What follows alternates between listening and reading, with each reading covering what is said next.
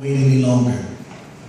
Maybe, just maybe, this is the Christ. This is indeed the Messiah. She was convinced, my brothers and my sisters. That's what the gospel message does. It not only convicts you, but once it convicts you, it convinces you. When you are convinced of something, it changes your mind.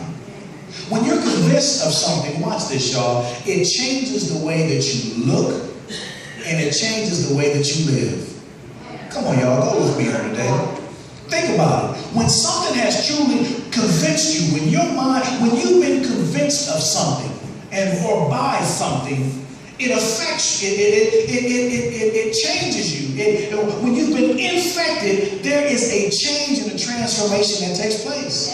You don't look at things the way that you used to look at things. You don't live the way that you used to live because you've been convinced. And when the gospel message convinces you, my brothers and my sisters, there ought to bring about a change in your life and a change in your lifestyle.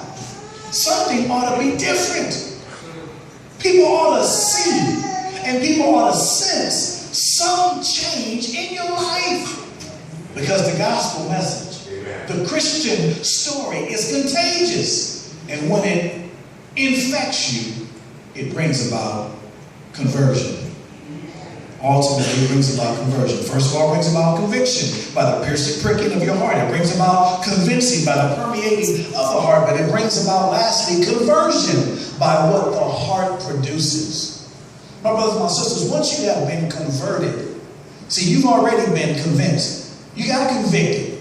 Something got your attention. You've been convinced. Now that you are convinced, it ought to bring about a conversion. It ought to bring about a transformation in your life.